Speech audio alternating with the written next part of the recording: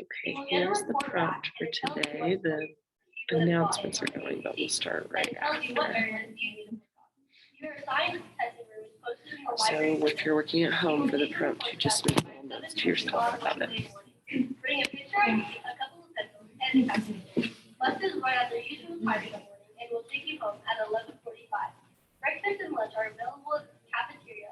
All electronic devices must be powered off and put away the entire testing time. Usage of a device will get your test completed. On November 5th, join the Green Earth organization in decorating trash and recycling bins. Come to Mr. Ragged's room, 1416 at 1:10 p.m. to participate. Disclosures are available on the GEO Instagram page, hhsgreenearth.org. Seconders, want to win $50 worth of parts of old merch? Come to a Deca role play before next Thursday. No limit on it. Those boys interested in trying out. Yeah. Sophomore tryouts will begin Monday, November 8th at 5:30 in the main gym. Juniors and seniors, their tryouts will begin Monday, November 8th at 3 o'clock in the main gym. Everyone who is interested in trying out needs to be registered before tryout on registermyathlete.com. Our boys and girls wrestling teams are excited to invite all students to come help a strong pyramid sports system by joining our wrestling team. Anyone can join regardless of skill level. Tryouts are November 8th through November 12th from 3 p.m. to 5 p.m. Come dress and work out. We're also looking for managers.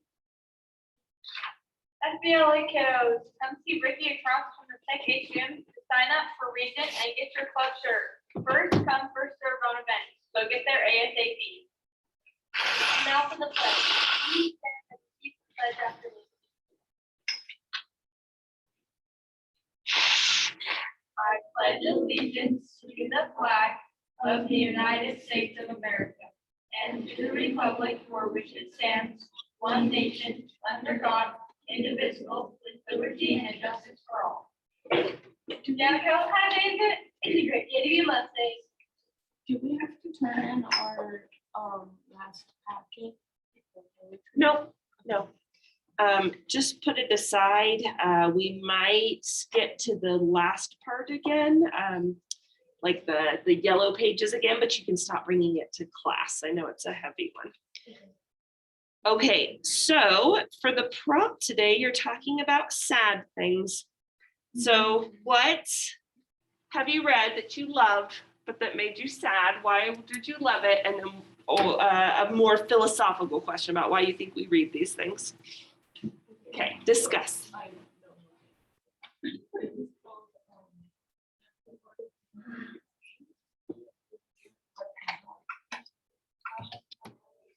Basically,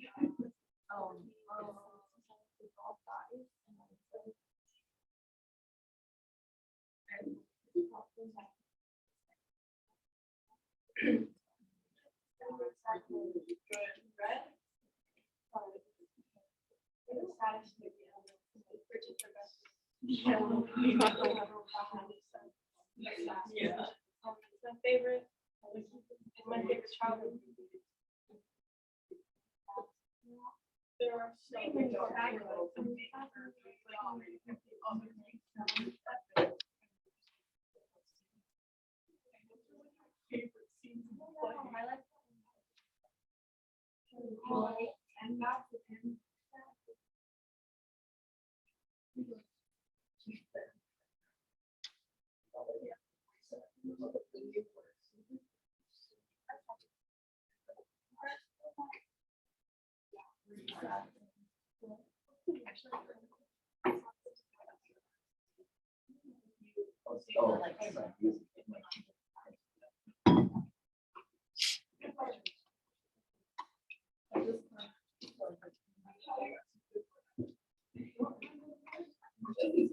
And remember to talk about that third question too.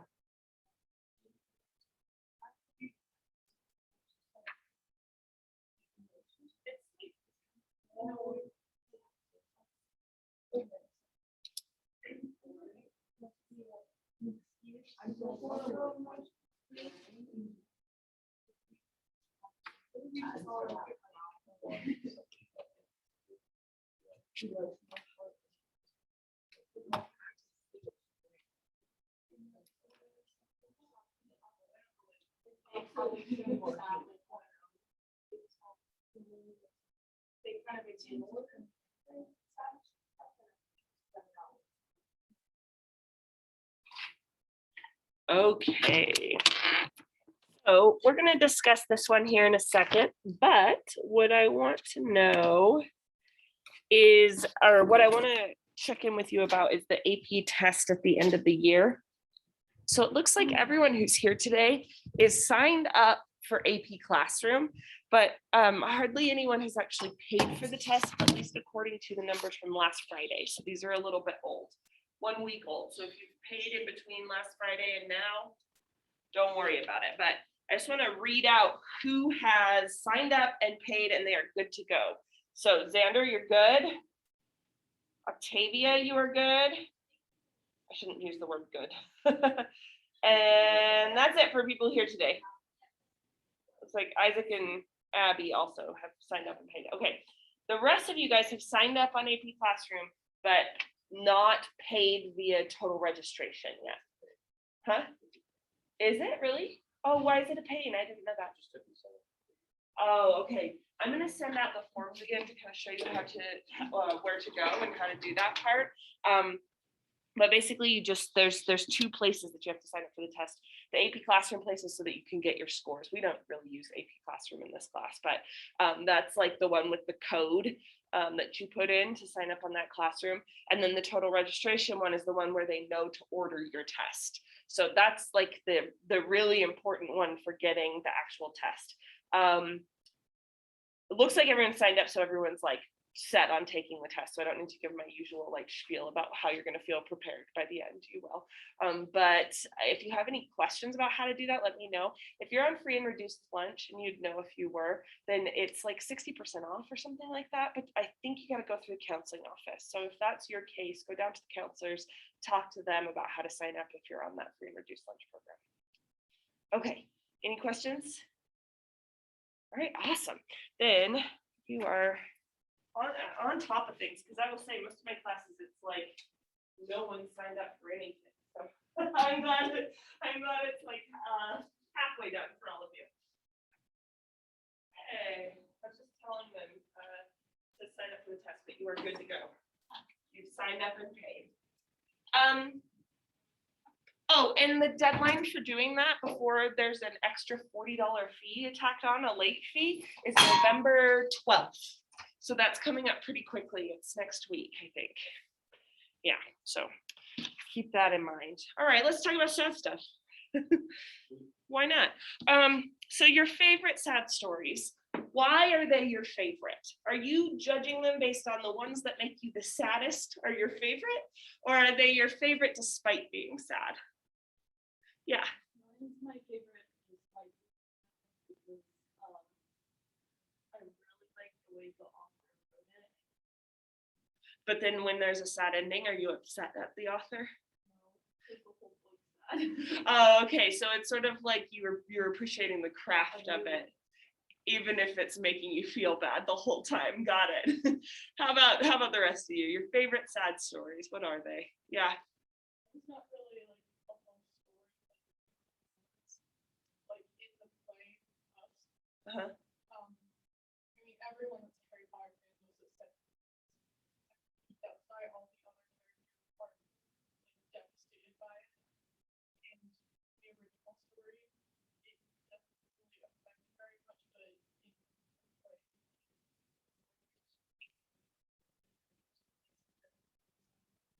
Oh, interesting. So it's like when you read about Cedric dying in the book, it didn't affect you in the same way because it's sort of just like, oh, this is a plot point to get Harry Potter to where he needs to be. But because of like the reactions of all these beloved characters, like that's the part that's the sad part, right? Not necessarily the death itself. How many of you is that true of your favorite story as well? It's the reactions of characters to the sad part. That's how I feel it. I feel too. Tell me about it, Abby. Have any of you read through the content or are going to or don't? Okay, cool. I was whatever. Point is, Jason died. Okay. And She just said, does anyone not want spoilers? Okay. Anyway, it is so sad. Like the death itself, it was sad. I cried.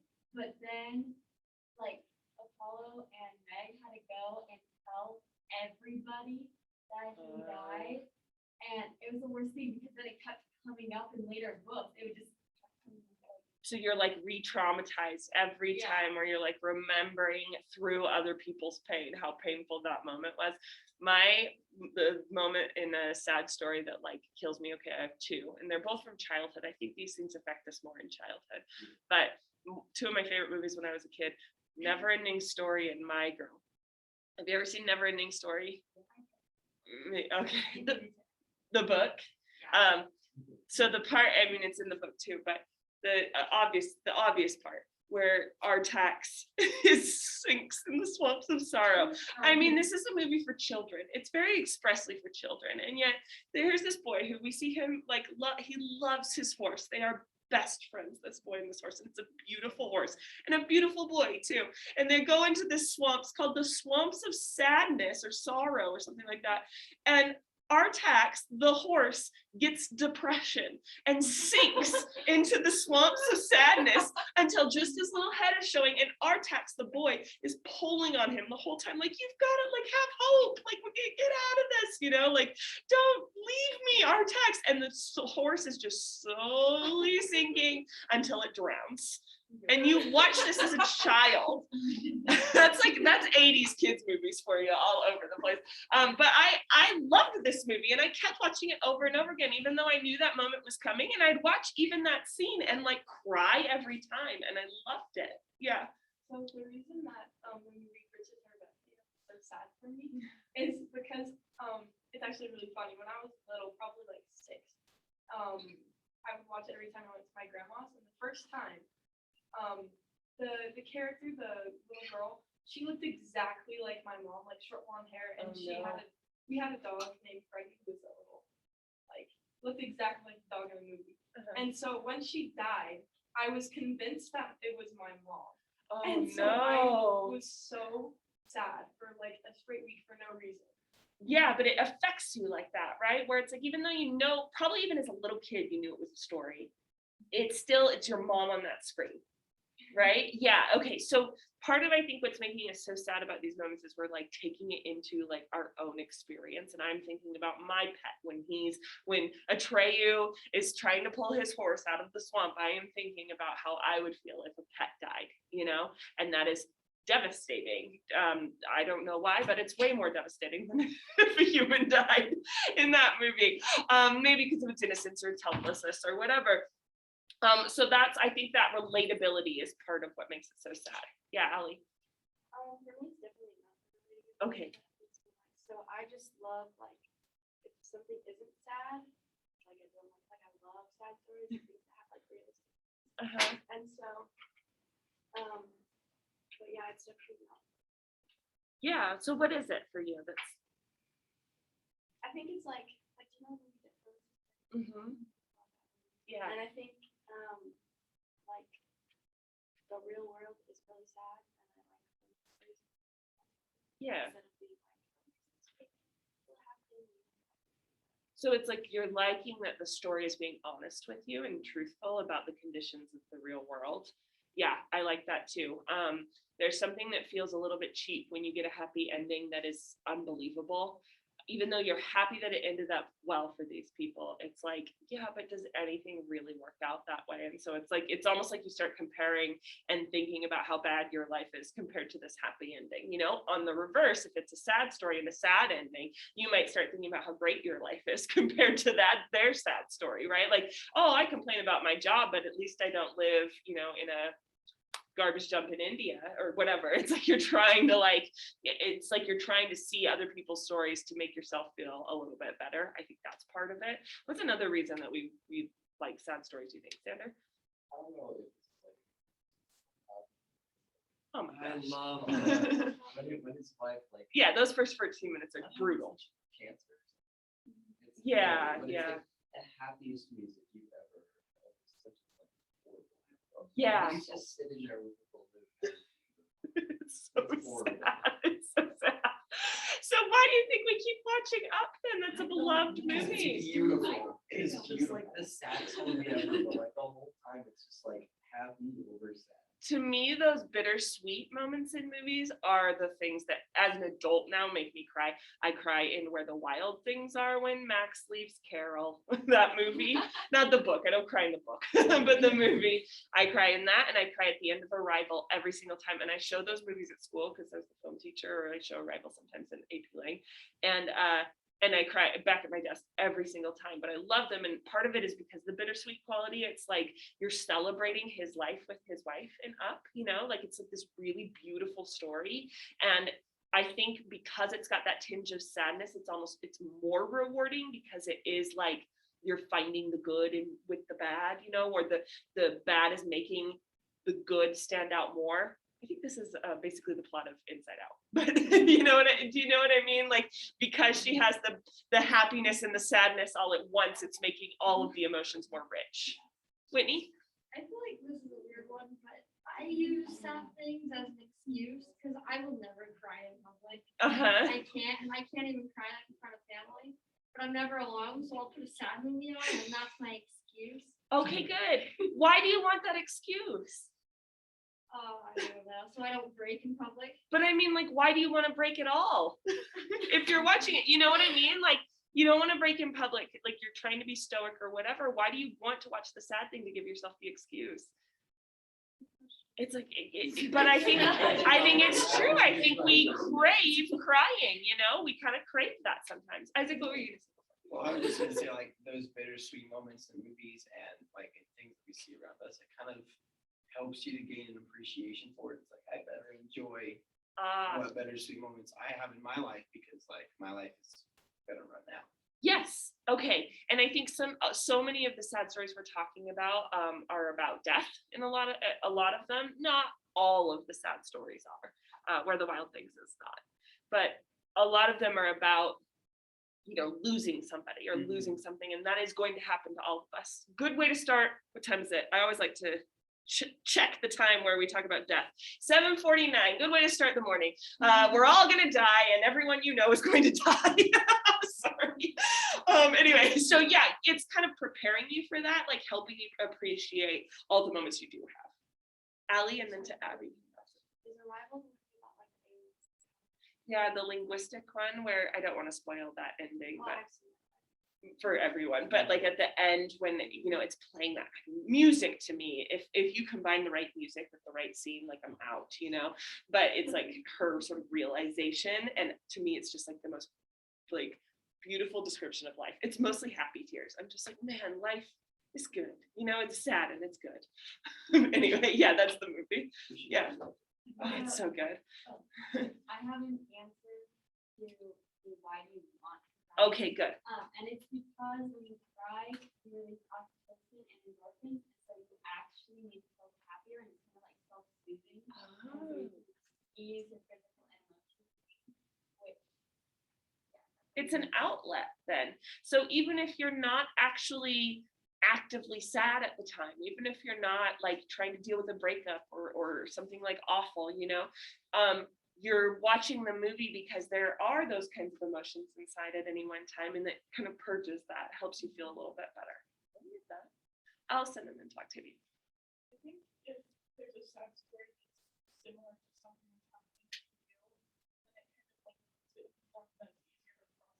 Yes. So how do stories do that? If it's like through relatable content, right? And sometimes when I am experiencing something, I really love to watch movies about characters or read books about characters who are experiencing that same thing. And because it somehow becomes more understandable to me. How does that work though? Because you think you'd try to avoid it. Whitney? I think it works because, like, an example is A Monster Calls. Yeah, I don't know if anyone's seen that one, but I read that book. Yeah. his mom has cancer, and all of my grandparents have had cancer, and most of them have died. Yeah, no, they've all died. And so it was like a really easy way to relate it, but it like offered a way to see how other people overcame it. So Interesting. then you're like, oh, so then maybe I can. Okay, so I think part of it is because you get that character arc then, and you get to see how it resolves. And in your own life, you so rarely get that kind of resolution. Life just keeps going on, more, more happiness, more difficulties, and you just have to deal with it moment by moment. But in a story, there is an ending point. And by providing that ending point, they're saying like, here's kind of like an instruction manual for how to do this thing. Yeah, there's this book called A Year of Magical Thinking, which is about a spouse dying. And I read it and I was like, I wish I hadn't. I don't want to think about this thing. But my grandma read it, whose spouse has died, and she appreciated it so much. She loved this book, even though it's devastating because it is kind of like this way of seeing someone else did this thing, so I can do the thing too, All right. Any other reasons why we might watch sad things? Yeah. I think that like in books or in like songs or in movies, like the emotions that we feel in certain situations are like identified maybe. So if you're watching something and you see someone going through the same thing as you, but you don't know what your emotions are, they're just like there. But you see like read those words, you're like, yes, that's exactly how I'm feeling. I'm identifying my emotions and therefore I'm able to now cope with those emotions and like get over them. Oh, that makes a lot of sense. Because do you have things that you cry at in movies or books that nobody else does? Or it's kind of weird that you, like, it's like every time. I have a friend who's every time we watch a movie with him, I shouldn't be laughing at him. It's actually tragic. But every time a father says he's proud of a son, we look over and he's so sad, like it's happy tears again, but it's just like, oh. And I think that identifying that is really important then, because he's like, what am I missing from my father? That kind of stuff. So I think you're right that it's like some of these weird things, especially that we're all, we all have that reaction to maybe a death, but some of the other things that we're identifying the emotions on screen, I think that explains ourselves to ourselves. Oh, I love that answer. Yeah, Ash.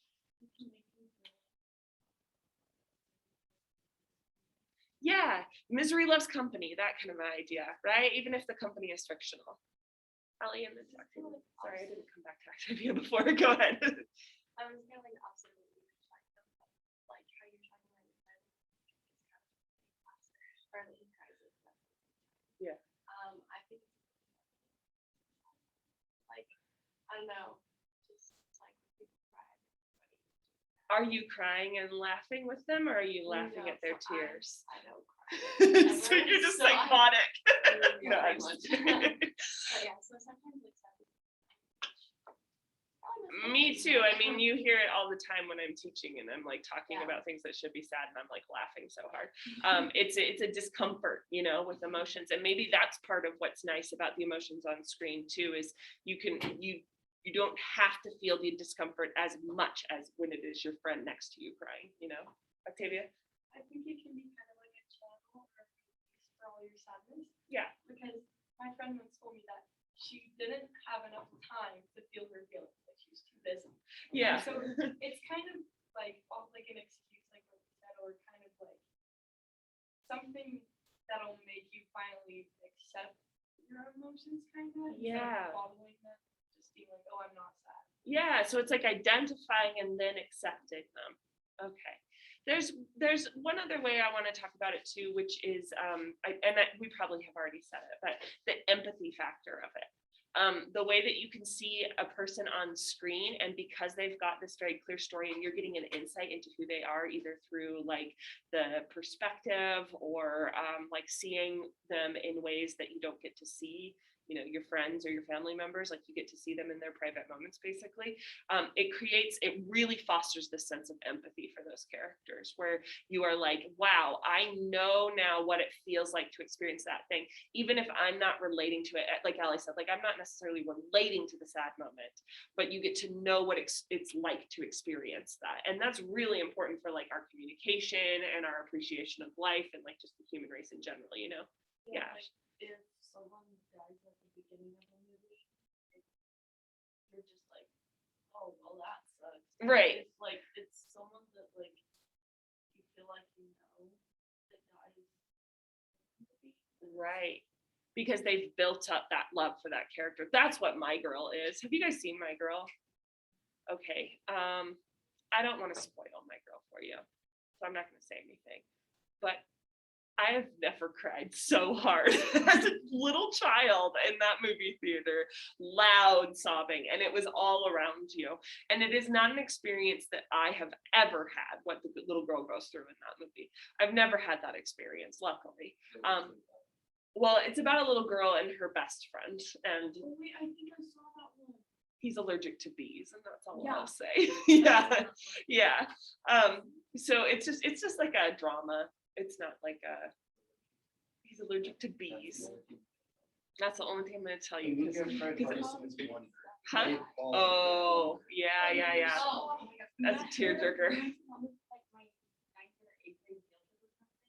and the whole audience like bawling.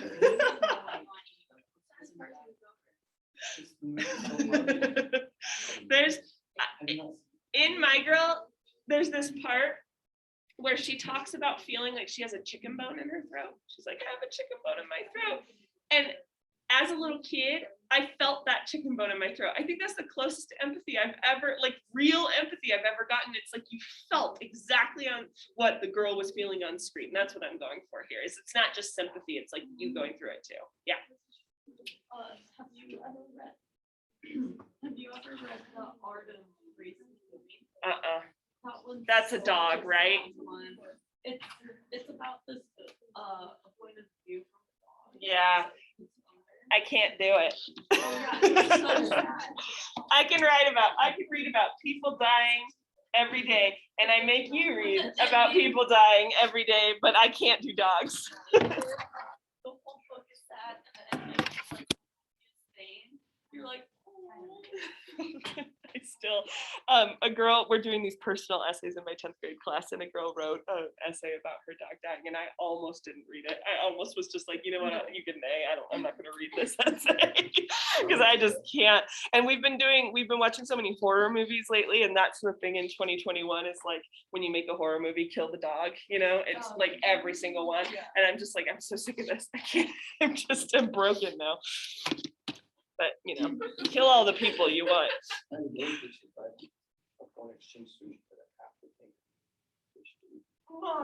it just ate until it exploded. Oh. I was so sad. Yeah. Did you send the foreign exchange student back? I was so mad at her. Did you send her back? No, well, now we have. But Not because of the fish. Okay. So this all had a point. We're going to be reading a tragedy. King Lear is definitely a tragedy. And so I wanted to talk first about like why we read tragedies, why we're kind of attracted to tragedies as people. And this is like an ancient idea that people have been thinking about for a long time. So one of the very first pieces of literary criticism was Aristotle's Poetics. I should actually. So on the inside cover of your book, I think this is a good place to take a few notes on the Poetics. In the Poetics, he's thinking about why we read fiction, the purpose and joy of fiction. That says joy. At the time, there's a big debate going on. There's a bunch of pretty nasty plays that are very popular, like Oedipus Rex is popular at the time. Do you guys know the story of Oedipus? It's pretty nasty. I'll just say lots of blood and gore because someone is blinded, and someone also finds out he has married his mother. So there's a lot of like really like questionable material going on. Yeah, you're good. There's also a play at the time that's popular called Medea. You guys know the story of Medea. She murders her children to get back at her ex-husband. Yeah. So like just like really crazy stuff going on in Greek plays at the time. And there's a debate going on between Plato and Aristotle. And Plato really objects to this material. He is not a fan. He says when people watch this kind of stuff on screen, or not on screen, on the stage, they're going to go and repeat that. So when they say Medea murdered her children, they're going to think, oh, it's okay to murder now. Maybe not fully like copying them, Medea, but they're going to see that action as like now just slightly more acceptable than it was before. And so it kind of like plants that idea in their head and it can grow. I think this is an argument that we maybe are very familiar with in this community, and just like being teenagers, your parents like don't watch the movie with too much swearing or too much nudity or whatever, because it's going to like corrupt your mind. You're going to start doing those things. And I'm not saying that that argument is totally false. I think there's a little bit of merit to it, because I went and saw Kill Bill, and I came out of that movie like wanting to fight some people. So I do think that movies can have that effect. But Plato is like, we should ban these from our culture. Like, he was Mr. Censorship. Like, nobody should be allowed to produce these kinds of things because they're going to be so damaging to our culture. Aristotle, though, was saying that there is value in representing like the nasty parts of society, the bad stuff, if it has ultimately a good theme, a moral theme. So if ultimately that piece is leading you towards morality, Aristotle is saying, then it can be a really good thing. Medea is not a celebration of Medea. They're not like, woo, good for you, Medea, kill your children. No, at the end of that, Medea meets a very tragic end, and it was very bad. It was a very bad thing for her to do. Same with Oedipus. It's not a good thing that he married his mother. So it's not celebrating those aspects. So Aristotle was saying this can be a good thing for our society. Yeah. Has bad stuff in it if it has a good theme. There we go. Value in representing the bad stuff. Oh, I see what I did wrong. If it has a good theme. There we go. Sorry about that. Yeah, so it's like you would take, you think about a movie maybe that your parents have like objected to. Like, you can't watch this thing. And in order to make your argument the way Aristotle would, you'd have to know the movie. So you'd have to watch it anyway, probably. Don't do that. Don't go against your parents. You have to watch it anyway and say, well, actually, yes, it has all this swearing, it has all this nudity, it has all this violence or whatever, but ultimately is not in celebration of these immoral acts that we as a family we hate, It's actually saying that these things are dangerous and bad. So there's all sorts of movies like that it's not a celebration of the thing. Aristotle, though, was still kind of a prude. I don't know if you noticed that. It still would have to fall in line with the morality of the society to be worthwhile to him. So he wouldn't be a fan of the movie Kill Bill, because that movie is totally celebrating the violence. Like, it's great that this woman is getting revenge in very, very violent ways in that movie. So Aristotle was still saying, Aristotle was still pro-censorship in a way. He just wanted to make sure that the morals were in line with society and that it was okay. Yeah. What's this all about? Like, what's being revenge for? Her ex-boyfriend tries to murder her at her wedding to her new boyfriend. And she was pregnant at the time, and so she loses the baby. So then she goes on a revenge, like they're assassins, and she goes and kills all of the assassins that were involved. That's awesome. Yeah. Honestly, it's out of the frame of the recording. It's so awesome. It's very immoral, and by my own standards, I don't agree with getting bloody revenge, but it is really awesome movie. And it's 2 parts too, so you get, like 5 hours of bloody revenge. All right. Has anyone seen it? Nope. Oh, okay. Maybe I should use a different example for me. So many questions. I have? I can agree on. Oh no! Okay, well, which one? Should I apologize? Are they that questionable? No, I love them. Okay. All right, so I'm not saying them, Aristotle is saying them. There we go. The reason that Aristotle was so cool with bad stuff being represented in plays was because he saw fiction as representative of real life. And he called this a word that you might encounter in your life, so let me give it to you, mimesis. So he's saying fiction is mimetic, meaning that like no one who is writing fiction in a vacuum. When you write fiction, you're inspired by what you see in the world around you, and that is from like the highest fantasy, elves and sci-fi, aliens and whatever. You're still being mimetic because you're still imitating like the natural world around you and how humans are behaving with each other.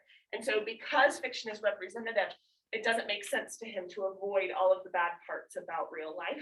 And instead, he's like, fiction can be really helpful because it can help us repackage those bad things into these moral stories. So that's what a lot of you guys were talking about in terms of like identifying your emotions or kind of like seeing how other people have worked through these bad things so that you can see how you can do it.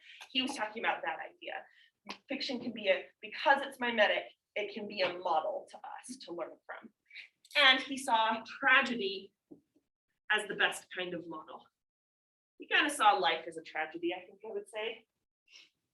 It's not that he hated comedy. Those were the two, tragedy and comedy. There's no other kind of fiction for Aristotle. So you divide all kinds of genres into tragedy or comedy. Ultimately, he's like, sees tragedy as more mimetic than comedy. So he kind of does see life as like ultimately sad.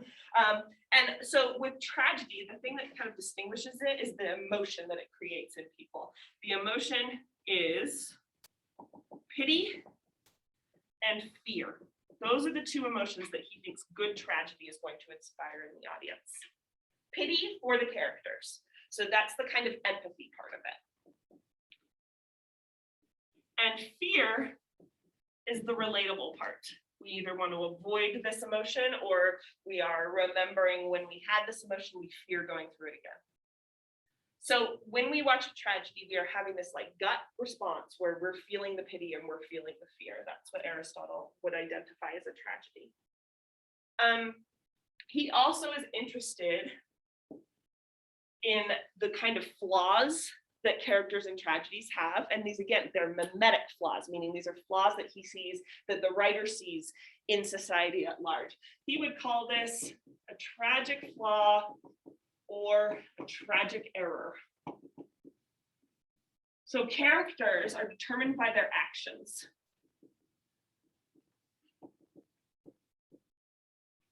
This is according to Aristotle, and he's talking about what he sees as good tragedy. He's like, in a good tragedy, we're not thinking about what's going on inside a character's head as much as we are looking at the choices that they make. And he's like, their characters and who they are is determined by the choices that they make. And people will make bad choices a lot of the time. And in a good tragedy, those bad choices are going to lead to bad outcomes, which is not always the case. Sometimes characters will make bad choices and they get rewarded for it. Aristotle would say that's not a good production. I hate that one. He wants the ones that have the good moral message. So he wants to see the tragic flaws, tragic errors leading to bad outcomes. It also needs to have some sort of character arc. There has to be change in order to create that positive theme. And the character arc can happen in two ways. I'm going to give you some Greek words here. We've got a reversal of situation, which is called peripeteia.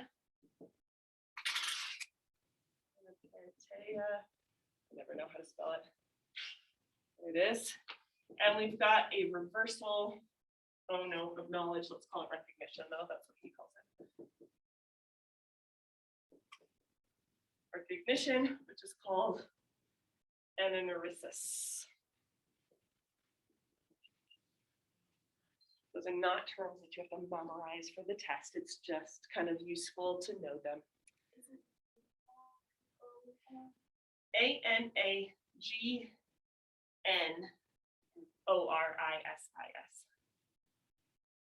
Ananorisis.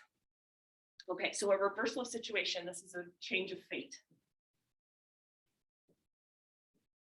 So it is like, I was alive and now I am dead. That would be a reversal of situation.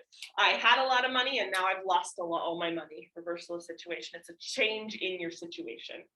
That creates a kind of character arc. Recognition is a change in mindset. I used to think that, you know, getting bloody revenge was awesome. Now I realize it was the wrong thing to do. That is a recognition change. So it's when somebody is kind of like realizing the kind of weight of their actions. It's like they had a reversal of situation that usually leads them to a recognition. And that's what creates this moral theme to the story. Okay, and then the last bit, what you guys were talking about with purging emotions. When we experience the recognition with the character through that kind of empathy, by feeling that pity and fear, that is what he calls catharsis. Sorry, my pen's running out. Catharsis is a word that's kind of been hijacked by psychology, that is law sciences. But it started as a literary term. Catharsis means that it's we read something, we recognize something, and we in ourselves, and then we experience the emotions with the character as a way of like purging all that pity and fear in our lives. So that's what you guys were talking about like Whitney like setting up a time to like cry at the movie so that I can feel something for once. That would be an example of catharsis. Or what you two were talking about with it's like I had that emotion just a little bit, and now I can feel like the happiness because I'm kind of exhaling that emotion. Okay. Shakespeare takes these ideas from the poetics and makes his own kind of tragedy. Part of that is because he's pulling from ancient tragedies.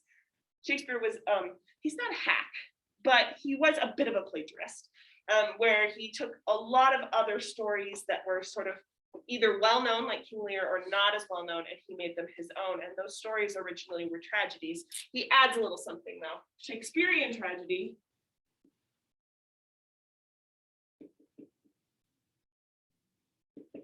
kind of to qualify, people have to die. There are no Shakespeare tragedies where people don't die. And usually it's multiple people.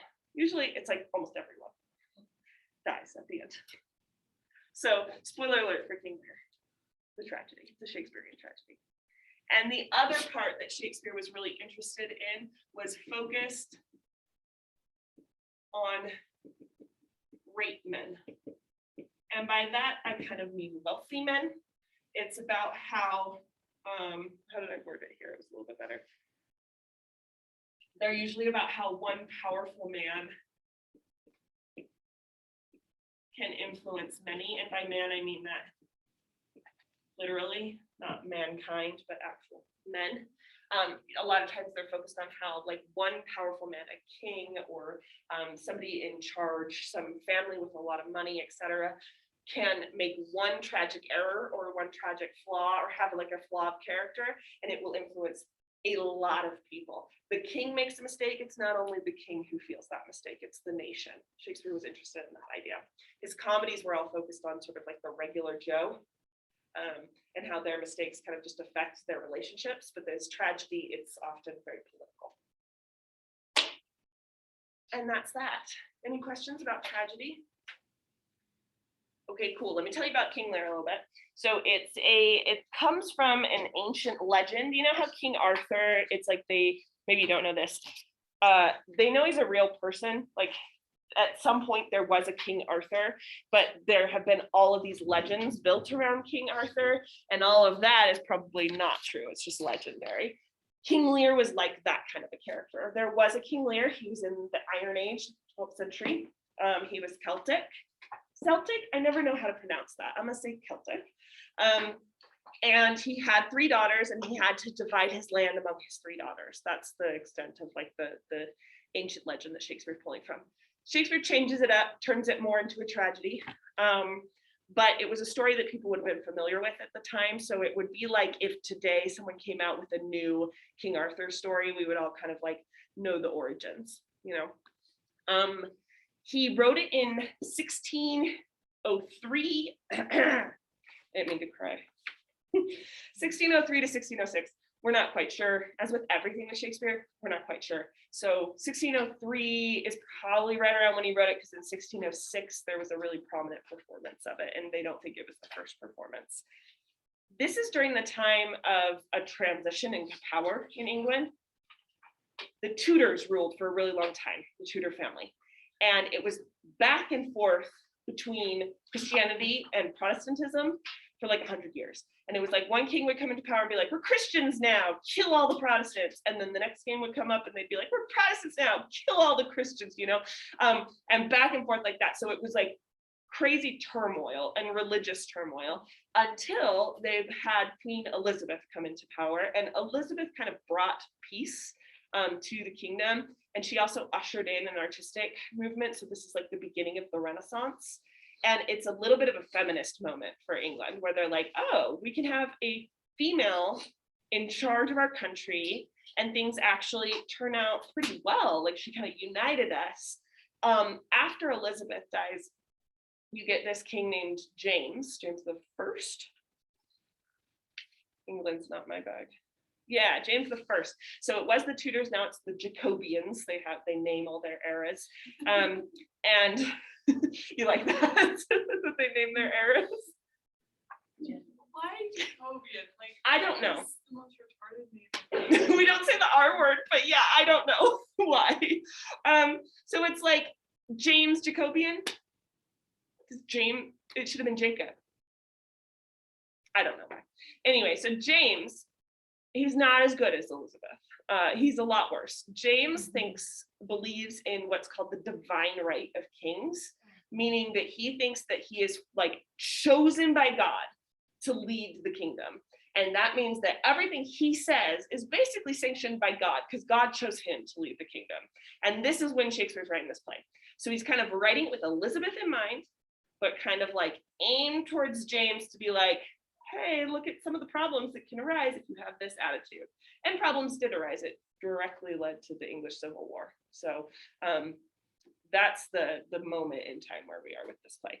Shakespeare could never be super direct with his criticism, because the kings and queens very much enjoyed his plays, but he often was writing directly to them to say, like, watch yourself. So should we read the play? I think we should. I love the enthusiasm. Okay. Let's just watch this part. Watch this. What is watching the spark? I used the word Shakespeare last Oh. time. Okay, we're gonna read the first part real quick. And we need 3 characters for the first part. So who would like to play Kent? Who would like to play Gloucester? That's how you say that. Yeah. Stupid English, right? And who would like to play Edmund? Will it change it if we know that his name is Edmund the Bastard? Yeah. Okay. So just for this first little section, and then we'll pause and talk about it for a second. So we're at the kingdom. Kent and Gloucester are earls, but they're also like servants to the king. Kent is a servant like high up. Gloucester is an earl, but they're both kind of like there to serve the king. Are we starting at Act 1? Yeah, Act 1, Scene 1. And then Edmund is Gloucester's son, bastard son. Oh. Okay. All right, Kent, go ahead. I thought the king had more affected the Duke of Albany than Cornwall. It had always seemed so to us, but in the division of the kingdom, it appears not for the dukes of the dukes he values most, for our qualities are so weighed that curiosity and neither can make choice of either's moiety. Is not this your son, my lord? His breeding, sir, hath been at my charge. I have so often blushed to acknowledge him that now that I'm graced. I cannot conceive you. Sir, this young fellow's mother could, whereupon she grew round wound, and had indeed, sir, a son for her cradle. Here she had a husband for her bed. Do you smell a fault? I cannot wish the fault undone, the issue of it being so proper. But I have a son, sir, by order of law, some year elder than this, who yet is no dearer in my account, though his Cavan came something so Saucily. saucily.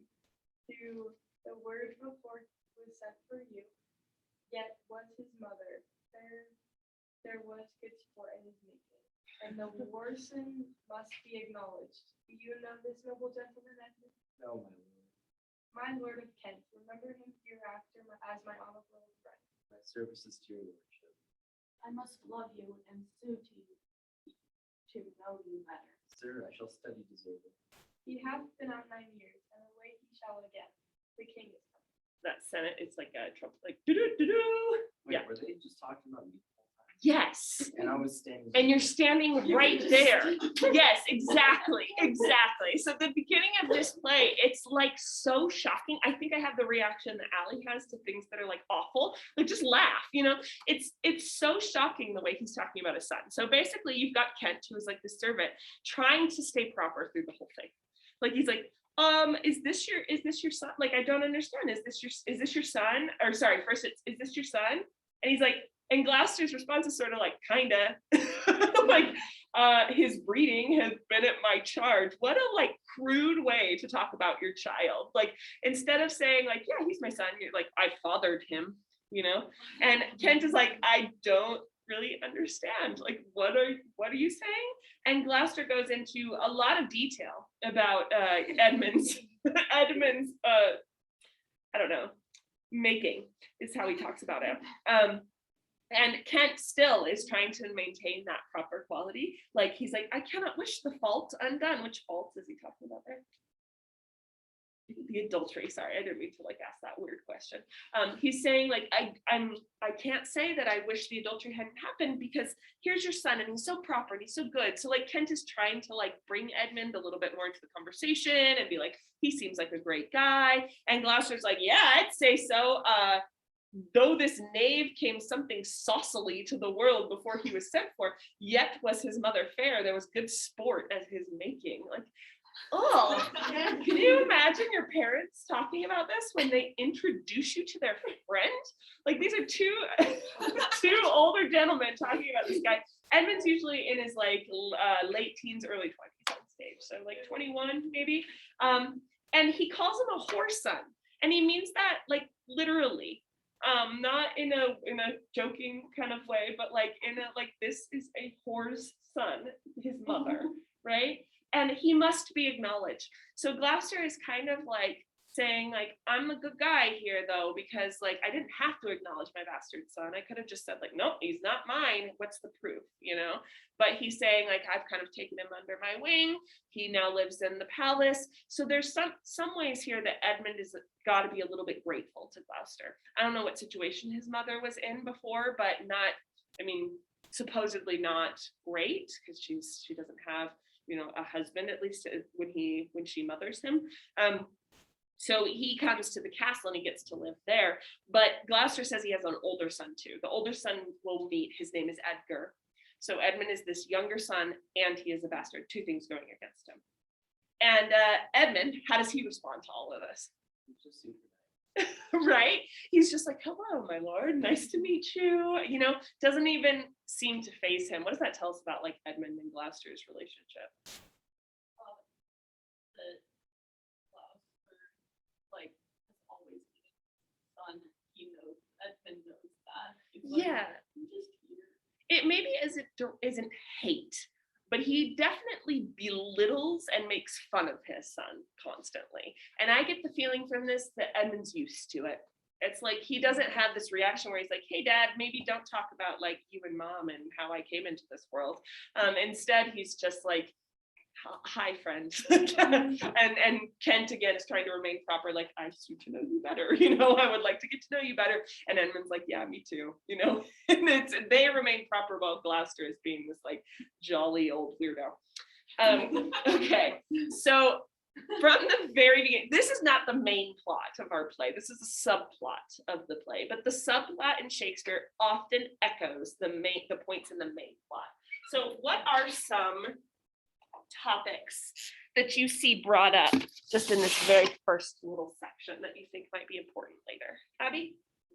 The cheating and the product. Yes, good. Cheating and consequences.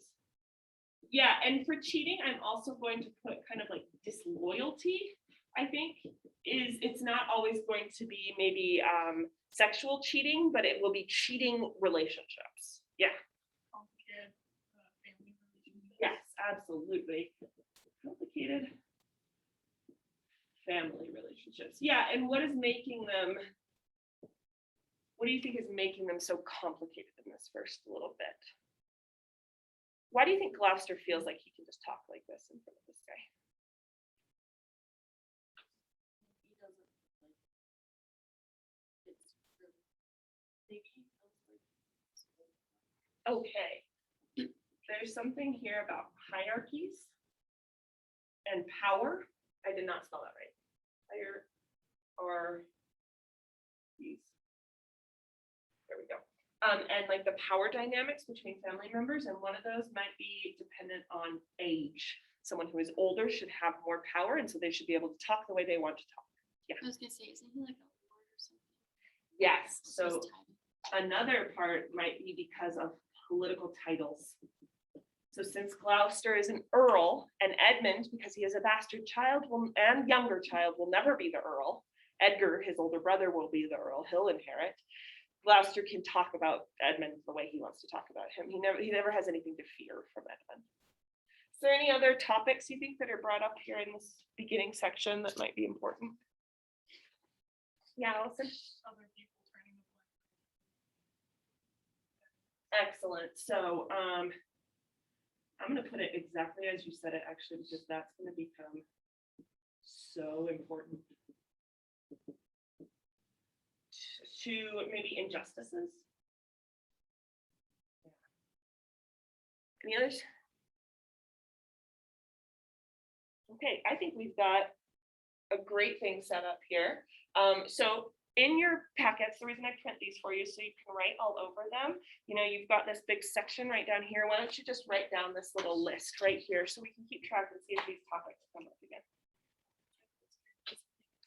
I just wrote all that stuff right there, and then you were like, write it down there, and I was like, Perfect. I mean, it doesn't really matter where you write it either, so you're okay. But yeah, because you're going to see how all of these even come up in the very next section. I thought you were gonna list write something else, and I'm like, I don't have room. Okay, and then we need some new parts while you were writing that. Our new parts. So we're going to keep Kent and Gloucester. Edmund, you're gone. All right, you will come back. We need a Lear. Lear has the biggest part. He talks the most. Okay, Allison. All right, and we need all the daughters. Can I be one? You want to be a daughter? You want to be a nice daughter or a nasty daughter? Whichever. Nasty daughter. She has a beautiful name, Goneril. You'll be Goneril. The other mean daughter, her name is Reagan, who would like to be Reagan. Okay. The nice daughter, the sweet daughter is Cordelia, who would like to be Cordelia. Okay. And then do we need boyfriends. So the Cordelia's boyfriend, she's got two people who are fighting for her love, are the Duke of Burgundy and the King of France, who would like to be Burgundy, the boyfriend. Burgundy. Yeah. Thank you. And then the King of France. Cecile. There we go. Okay, thank you for volunteering. Okay, so Kent and Gloucester kind of set it up here. He says, I thought the king had more affected the Duke of Albany than the Duke of Cornwall. Albany and Cornwall are Goneril and Reagan's husbands. I always forget which is which. I think Cornwall is married to Goneril. Albany is married to Reagan. We're going to see here in a second. But they're their husbands. And Lear is saying, it says now in the division of the kingdom. Lear is trying to divide the kingdom. So that's the situation we're entering into. So again, we get the Senate, the do-do-do-do, and the king, and all his daughters, and their husbands come in. So then we start with Lear. Go ahead. I think the word difference in Purging Emotions. That's just still Octavia. I shall my Lord. Then you leave. You'll be back. Meantime, we shall express our darker purpose. Give me the map there. I hand you a map. Know that we have divided in three our kingdom, and 'tis our fast intent to shape all cares of business from our age, conferring them on younger strength. While we unburden Crawford toward death, our sons toward milk, and you are no less loving son of all. We have this hour a constant will to publish our daughters' several dowers, that future strife may be prevented now. Take great princes, France and Burgundy, great rivals in our youngest daughter's love, long in our court have made their amorous so. And here are to be answered. Tell me, my daughters, since now you will possess us both of jewel and territory of state, which of you shall we say doth love us most, that we our largest bounty may extend, for each doth merit challenge, honorable. Okay, I'm gonna pause right there. Forgot all pause. So he's dividing up the kingdom. Why? He says why he's doing this. Why is he dividing up the kingdom now while he's still alive? Okay, yeah, he says, so that our future strife may be prevented now. And he talks about how people might fight over the kingdom if I die and I haven't done this, right? So he kind of, I think that's a good intention to have there. How is he deciding who gets what land, though? He sets up a little challenge for them. Yeah. Who loves me most? What a fun way to make out your will. If you got all your kids together in a room, in my family there's 5 of us, and you said, okay, now tell me and prove who loves me most, and you'll get the most amount of land. That's basically what he is doing here. It's a messed up way to do a will. We talked about wills in Emily Dickinson, but have you guys experienced like a family, like a will going bad in your family? Like people kind of going through the house and like saying like, no, this is mine. No, this is mine. And it causes a lot of resentment. Yes. What was that? What was that experience like?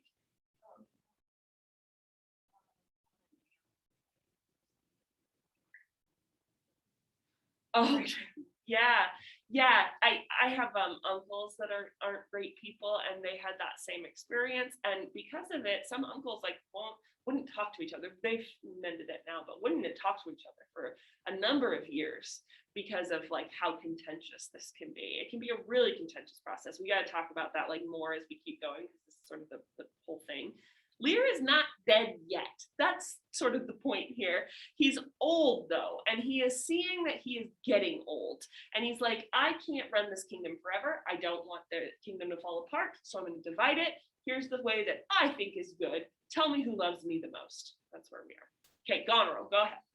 Sir, I love you more than word can wield the matter.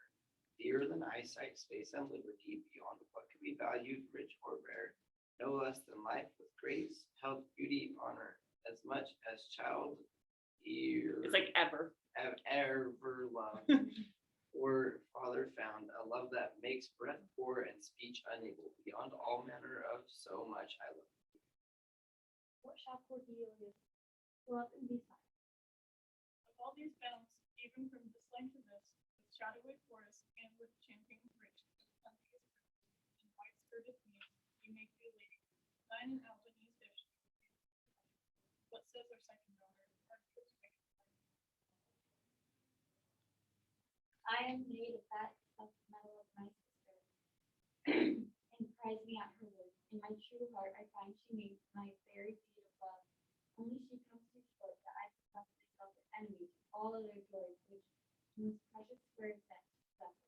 And I am find I am alone illustrate in your dear highest love. Okay, I'm going to pause right there. What do we think of Goneril and Reagan's speeches here? They sound very pretty. Okay, yes, they do not sound sincere in how much they love him, right? Maybe that's because I told you they're the nasty daughters, but they don't sound sincere. What makes them not sound sincere? Oh, Allison, what were you going to say about it? I'm just noticing that Goneril called it third. Yes, okay.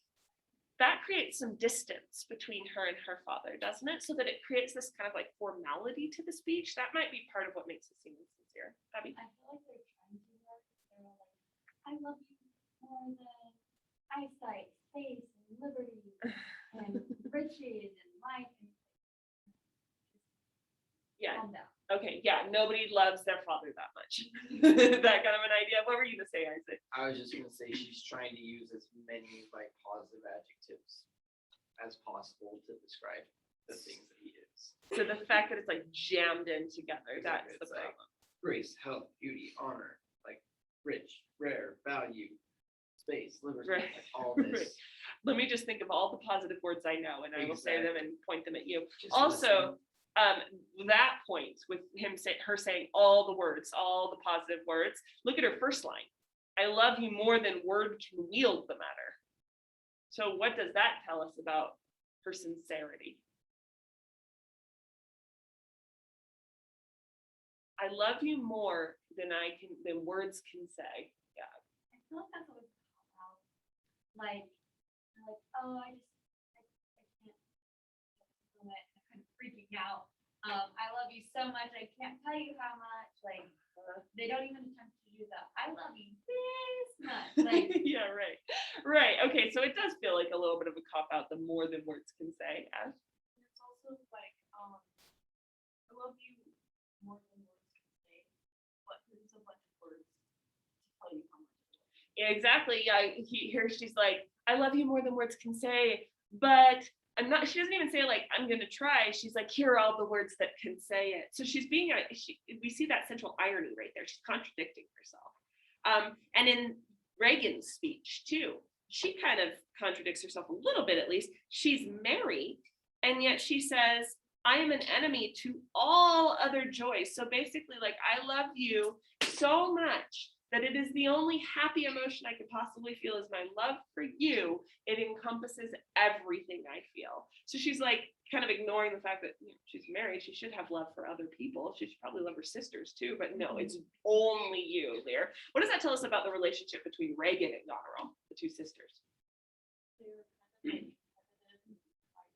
Yeah. I love you as much as my sister, only she comes too short. Let me actually say that I love you more. So Goneril's the oldest, Reagan's the middle child. Isn't that middle child energy right there? Any of you guys the middle child?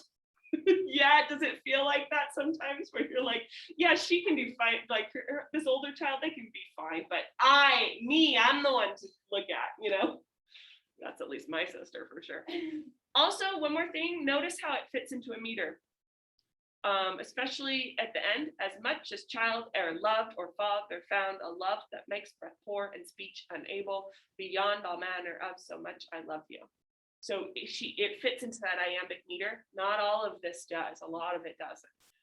Why would the iambic meter maybe be associated with the insincerity? Yeah, Cecilia. It's more like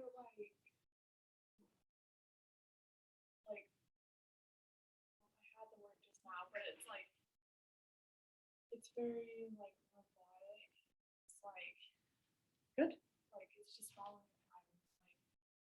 Like you're just saying the things you're supposed to say because it fits. It just like fits, but that's not like.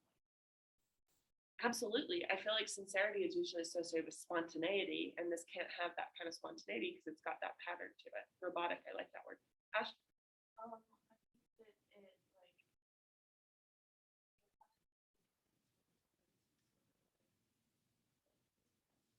Yeah, so it's not necessarily expressing the love, it's creating the speech that they care about. Okay.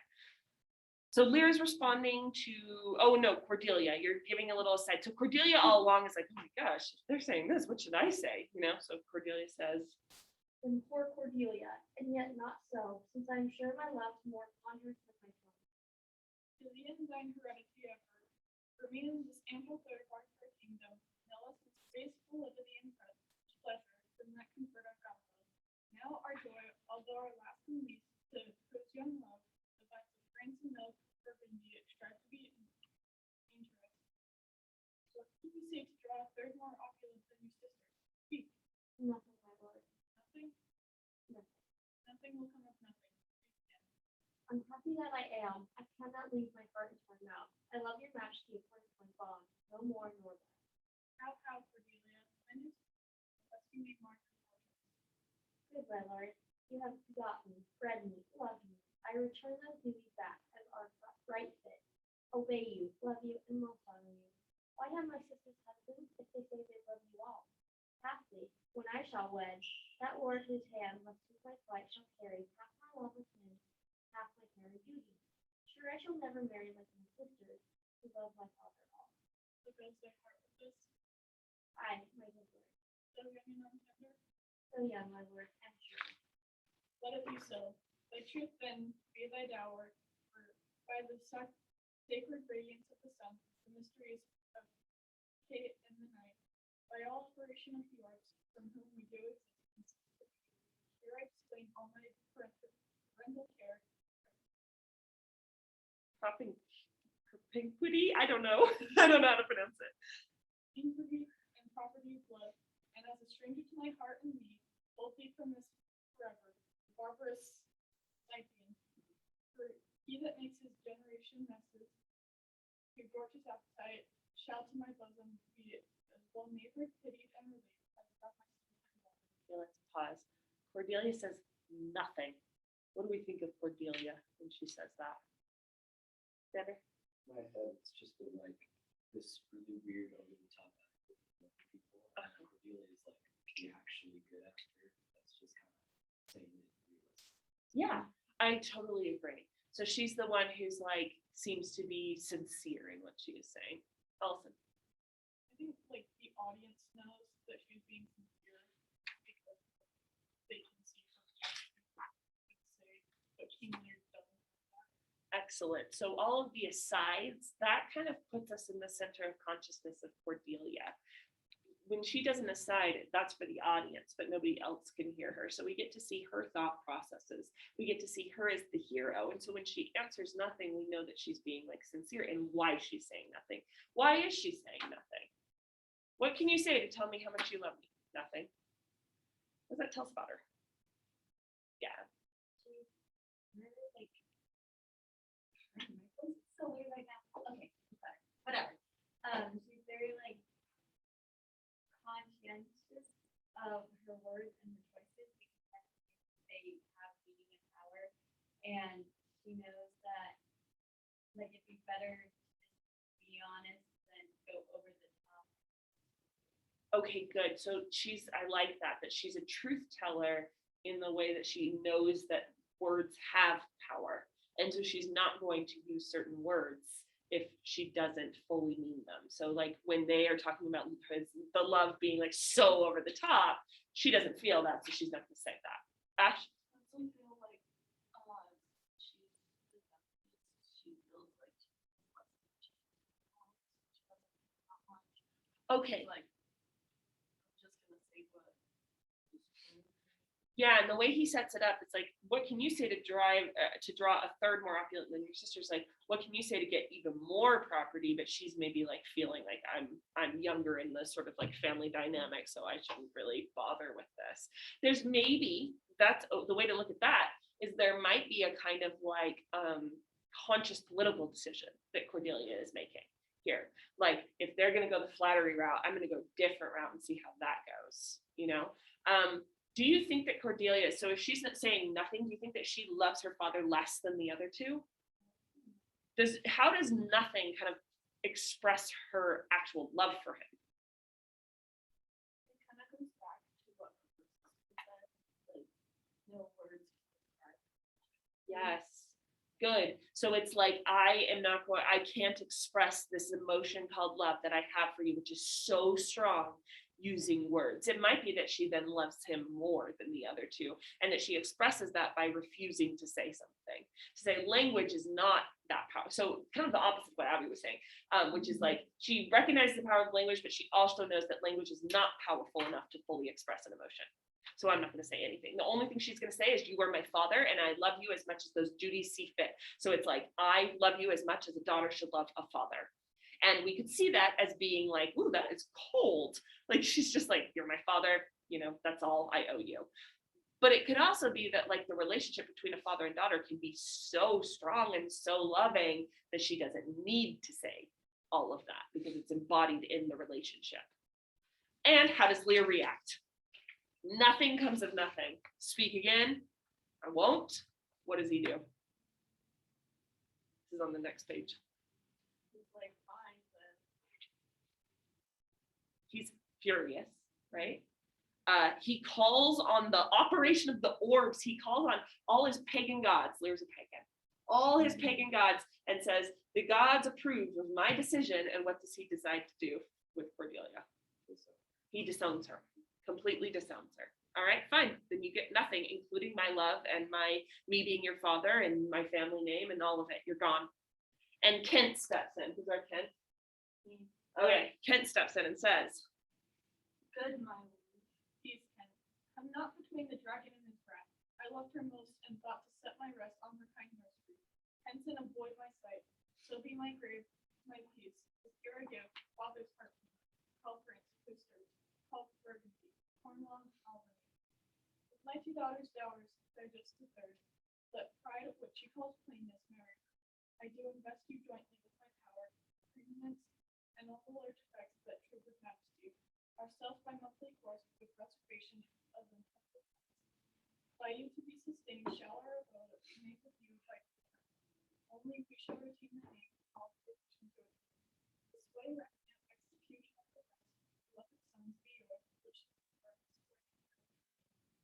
Lear, whom I have ever honored as my king, loved as my father, as my master, followed as my great patron, thought on in my prayers. always been strong to make from the show. Let it fall rather, though the work invade the region of my heart, be Kent unmannerly. When Lear is mad, what wouldst thou do, old man? Thinkest thou that dusty shall have dread to speak? When power of flattery bows to plainness honors bound, when majesty falls to fully reserve thy state, and in thy best consideration check this hideous rashness, answer my life, my judgment. Thy youngest daughter does not love please, nor are those empty-hearted who low sound reverb no politics. Kent on thy life no more. My life I never held but as a pawn to wage against thine enemies, nor fear to lose it, thy safety being voted. Out of my sight. See better, Lear, and let me still remain the truth plain to thine eye. Now by Apollo. Now by Apollo, king, thou swearest thy God in vain. O Vessel, this freedom. and then Albany and Cornwall to the side going, dear sir, forbear. Oh, that's me, sorry.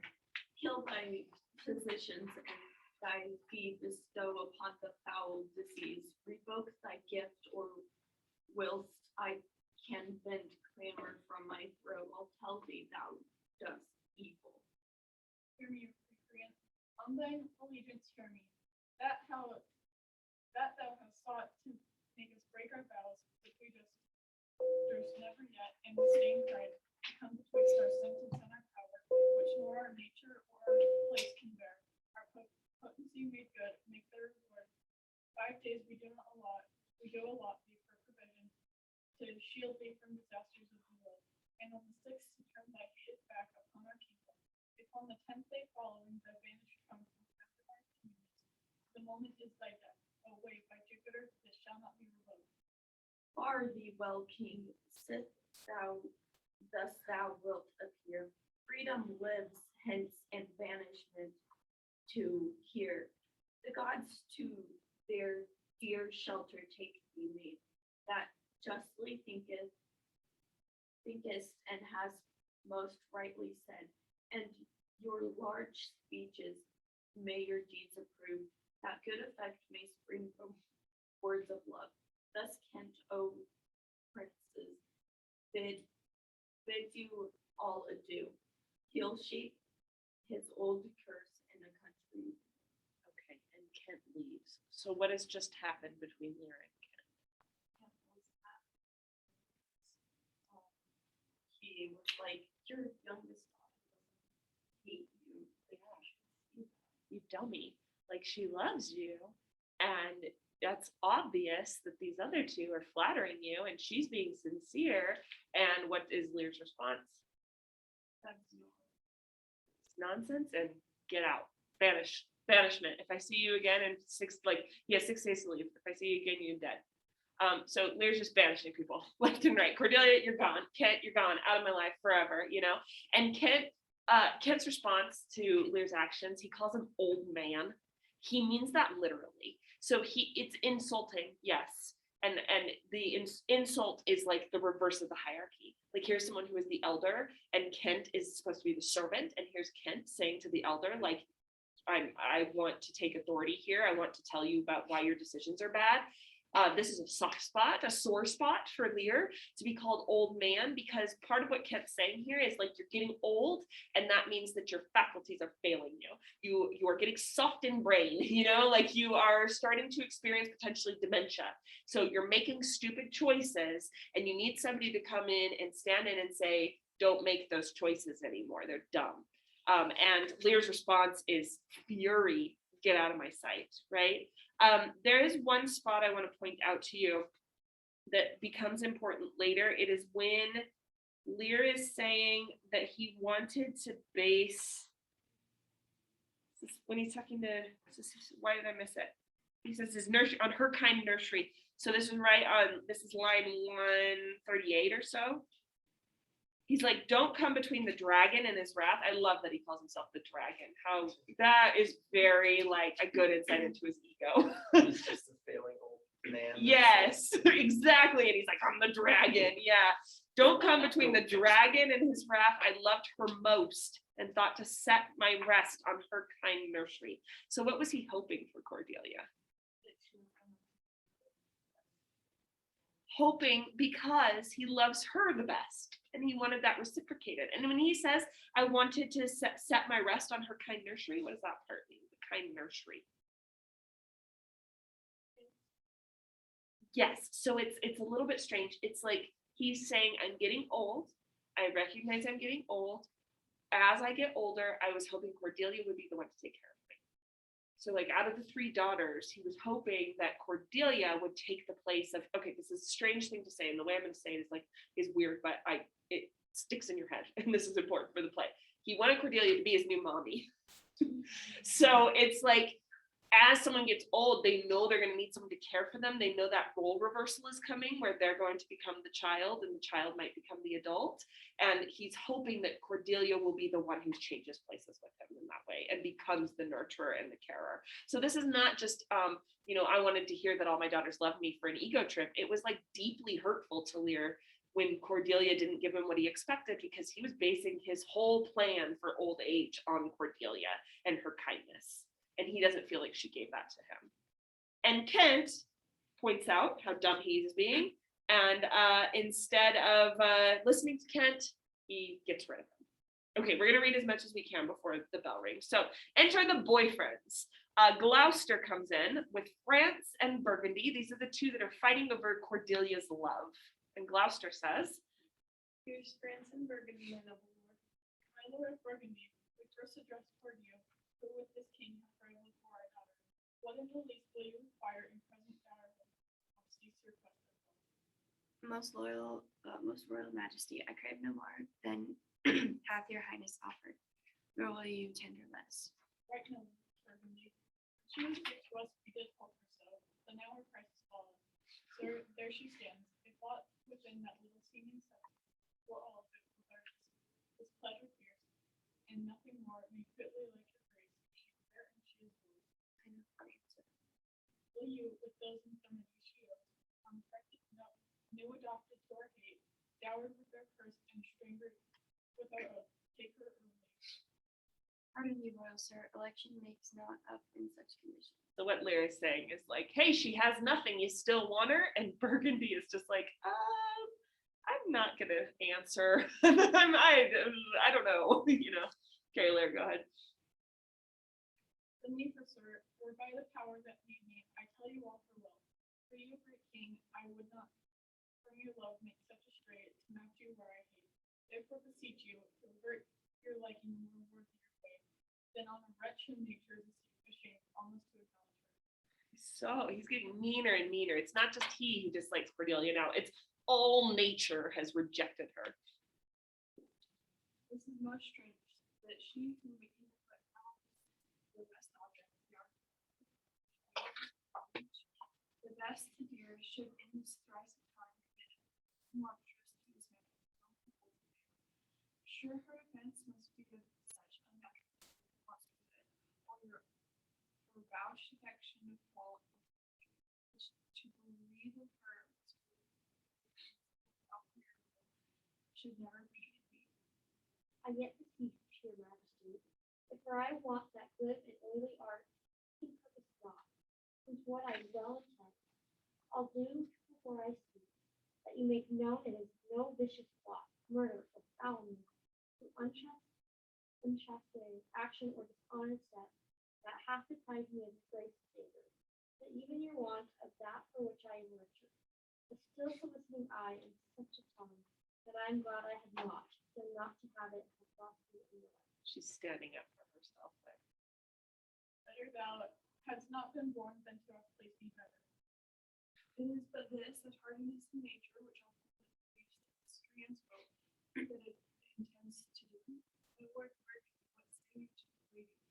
Love's not love, and it is mingled in your hearts that stands in the entire point. To have her, she is herself a dowry. Royal king, give of that person which yourself proposed, and here I take Cordelia by the hand, Duchess of Sir. Nothing, I have sworn, I am firm. I'm sorry then you have so lost a father, that you must lose a husband. Peace be with Burgundy, since that respect and fortune record love I shall not. Fairest Cordelia, that art most rich being born, most choice forsaken, and most loved despised. Me and thy virtues here and be it lawful and God's, tis strange that from your course let my love should kindle to the same respect. A godless daughter came thrown to is queen of us, of ours, and our fair France. Not all the dukes of Waterish. Waterish Burgundy can revive this unprized precious maid. Bid them farewell, Cordelia, thou art right. Thou losest here a better where to find. Thou hast her France. Let her be thine, for we have no such daughter, nor shall ever see the face of her again.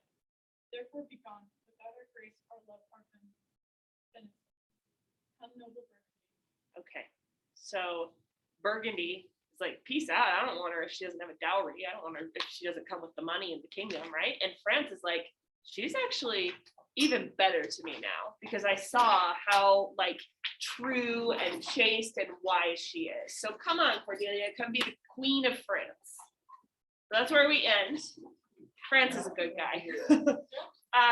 And I love how Cordelia responds to Burgundy. He's like, oh, since the thing you like is wealth, I'm glad, so get out of here. I'm glad, so be it. Like, good riddance to you, Okay, so for next time, which is Monday, you're finishing Act 1.